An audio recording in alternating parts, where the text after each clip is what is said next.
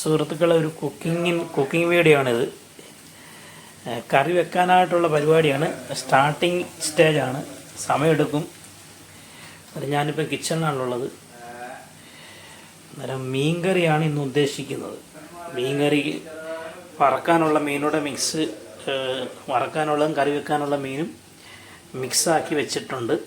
ഇതിൽ നിന്നെടുത്ത് കുറച്ച് മീനെടുത്ത് വറക്കും, കുറച്ച് മീനെടുത്ത് കറിയും വെക്കും. പണിപ്പുരയിലാണ്, തുടങ്ങിയിട്ടേ ഉള്ളൂ. സമയം പിടിക്കും. ഇന്നത്തെ ഡിന്നർ മീൻകറി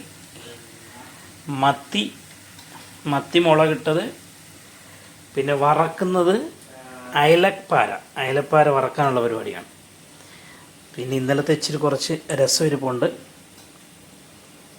അതും കുറച്ച് ഇരിപ്പുണ്ട്, അതുകൂടെ കഴിക്കണം കുട്ടി. നിങ്ങളെ ഞാൻ ഓരോ സ്റ്റേജുകൾ കാണിച്ചുകൊണ്ടിരിക്കുകയാണ്. ഇത് പ്രവാസികളുടെ കറികളാകുമ്പോൾ അറിയാമല്ലോ, എല്ലാത്തിലും ഉള്ളിയും എല്ലാ ഐറ്റംസും കാണും. കടുക് പൊട്ടിച്ച് ഉലുവായിട്ടു, ഇഞ്ചി വെളുത്തുള്ളി പീസായിട്ട് ചെറിയ പീസായിട്ട് അരിഞ്ഞ് സവാള അത് വഴറ്റിക്കൊണ്ടിരിക്കുകയാണ്. പച്ചമുളക്, നമുക്ക് കുറച്ച് കറിവേപ്പില ഇടണം അതിൻ്റെ അകത്ത്. ഗേസ് ഇത് കണ്ടിട്ട് തെറ്റിദ്ധരിക്കേണ്ട, ഗ്ലാസ് ഇതാണെന്നുള്ളൂ, വേറെ പാത്രം കിട്ടിയില്ല. അതുകൊണ്ട് പുളി എടുത്ത് ചൂടുവെള്ളത്തിൽ ഇട്ട് വെച്ചിട്ടുണ്ട്, ഒന്ന് കുതിരാൻ വേണ്ടി. ഇത് ഞങ്ങളുടെ നാട്ടിൽ തോട്ടുപുളി എന്ന് പറയും, ആലപ്പുഴ മാവേലിക്കര സൈഡിന് തോട്ടുപുളി എന്ന് പറയും. പക്ഷേ ഇതിൻ്റെ കറക്റ്റ് പേര് കുടംപുളി എന്നാണ് നമ്മൾ പായ്ക്കറ്റിലെല്ലാം എഴുതിയേക്കുന്നത്. പൊതുവെ ഒഫീഷ്യലായിട്ടുള്ള നെയിം കുടംപുളി. ഓക്കെ, അന്നേരം ഇതൊന്ന് ക്ലിയർ ആയിട്ട് വേണം. ഇച്ചിരി മുളക് മല്ലിയെല്ലാം ഇട്ടിട്ട് കുത്തൽ കളയാം. മുളക് മല്ലിയെല്ലാം ഇട്ടൊന്ന് വഴറ്റിയിട്ട് കുത്തൽ കളയണം അതിൻ്റെ. ഓക്കെ, അതിൻ്റെ പ്രോസസ്സിങ് ചെയ്യാൻ പോവാണ്. ഇതിലോട്ട് ഇപ്പം അര സ്പൂണിൽ തികച്ചില്ല മഞ്ഞൾപ്പൊടി ഇട്ടു. ഏകദേശം ഒരു ഒന്നൊന്നര സ്പൂണോളം മല്ലിപ്പൊടി, 3 സ്പൂണോളം ഇതിട്ടിട്ടുണ്ട്, അതായത് നമ്മുടെ ചില്ലി പൗഡർ, മുളക് പൊടി. അതെന്താണെന്ന് കാര്യം, ഈ മുളകിന് അത്ര എരിവില്ല. ഞാനിവിടെ അടുത്തുള്ളൊരു സൂപ്പർ മാർക്കറ്റിൽ നിന്ന്, ഇവിടെ തന്നെ ആ സൂപ്പർ മാർക്കറ്റിലുള്ളവർ തന്നെ പൊടിച്ച് വെക്കുന്ന പൊടിയാണ്. അതായത് ഈസ്റ്റേണോ അങ്ങനെയുള്ളതൊന്നുമല്ല, അവർ തന്നെ പൊടിച്ചിട്ട് പൈൻവുഡ് മാതിരിയുള്ള ഇതുണ്ട്, അതിൽ ആ പാത്രത്തിലിട്ട് ഇങ്ങനെ നമ്മുടെ ആവശ്യമുള്ളതനുസരിച്ച് തൂക്കി തരുവാണ്, വെയിറ്റ് ചെയ്ത് തരും. അതൊന്ന് മേടിച്ചാണ്, ഒരു അരക്കിലോ അരക്കിലല്ല 1 കിലോളം മേടിച്ചായിരുന്നു. അതിങ്ങനെ കുറച്ചെടുത്ത് ഉപയോഗിക്കുകയാണ്. നല്ല ടേസ്റ്റുണ്ട്, പക്ഷെ വലിയ എരിവില്ല. അതാണ് അതിൻ്റെ ഒരു പ്രശ്നം. നമ്മളിപ്പം ഈസ്റ്റേണൊക്കെ ഇട്ടെന്ന് കുറച്ചിട്ട് കഴിഞ്ഞാൽ എരിവ് വരും. ചെയ്യുമെന്ന് വെച്ചാൽ ഇതിൽ നിന്നിട്ട് നമ്മളെന്ത് ചെയ്യണം, സാധാരണ 2 സ്പൂൺ ഇടുന്നിടത്ത് 1 സ്പൂണിൻ്റെ കൂടുതലിടും, അത്രേ ഉള്ളൂ. പിന്നെ ചിലവർക്ക് ആ എരിവിൻ്റെ ആവശ്യമുള്ളൂ. ഞങ്ങൾ ഈ ആലപ്പുഴക്കാർക്കെന്ന് പറഞ്ഞാൽ കറികൾക്ക് എല്ലാത്തിനും നല്ല എരിവ് വേണം.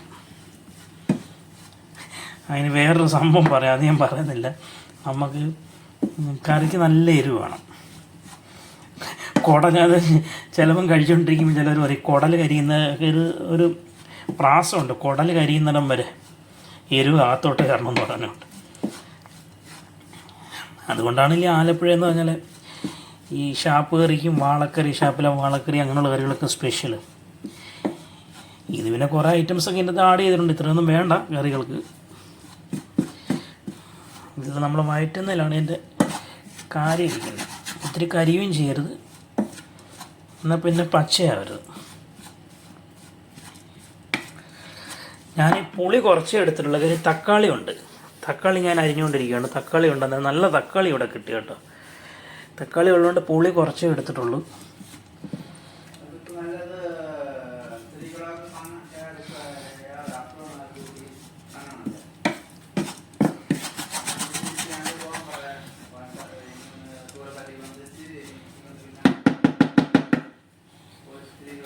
ഇത് ജസ്റ്റ് ഒന്ന് അടച്ചു വെക്കുക. ഇത് അടിക്ക് പിടിക്കില്ല, ഈ പാത്രം അങ്ങനത്തെ ആയതുകൊണ്ട്, കാസറോൾ മാതിരിയുള്ള പാത്രം ആയതുകൊണ്ട്.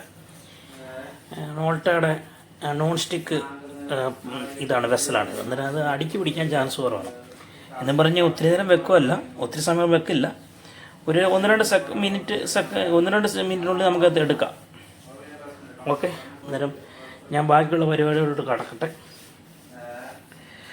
ഇനി തക്കാളി ഇനി ഇടാനുള്ള പരിപാടിയാണ്. തക്കാളി ഇടുമ്പോൾ നമുക്ക് എന്താണ് ഇച്ചിരി ജസ്റ്റ് അടിയിലോട്ടൊന്ന് പിടിക്കുന്ന സമയം തക്കാളി ഇട്ട് കഴിഞ്ഞാൽ ഒന്ന് അടച്ച് വെച്ച് കഴിഞ്ഞാൽ ആ വെള്ളമോടെ അതിൻ്റെ അകത്തോട്ട് ഊറി ചെന്നിട്ട് അതിനൊരു കൊഴുപ്പ് വരും. പിന്നെ നമ്മൾ ആവശ്യത്തിന് വെള്ളം ഒഴിച്ചിട്ട് പുളിവെള്ളം ആവശ്യത്തിന് വെള്ളം വെച്ചാൽ പുളിക്ക് തന്നെ വെള്ളമുണ്ട്. പിന്നെ ആവശ്യത്തിന് വേണമെന്നുണ്ടെങ്കിൽ ഒഴിക്കുക. ആ വെള്ളം തിളച്ച് വരുമ്പോൾ മീനെടുത്ത് പെറുക്കി ഇടുക. ഇനി അതിൻ്റെ പണിപ്പുരയിലാണ്. പിന്നെ രസം, നേരത്തെ ഇരുന്ന രസം ഒന്ന് ചൂടാക്കി.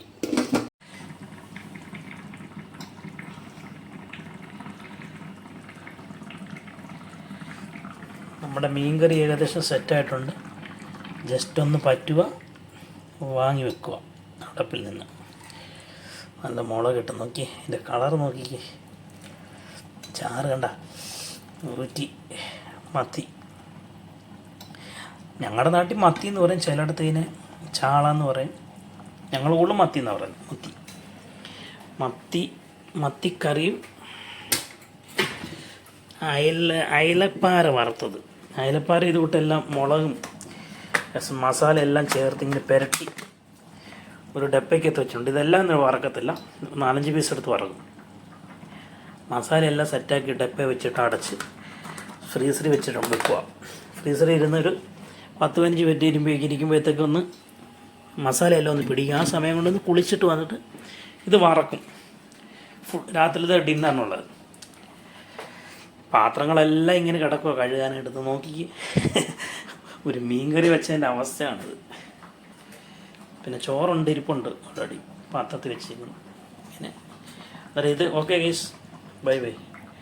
വീണ്ടും കാണാം അടുത്ത പാചകമായിട്ട്.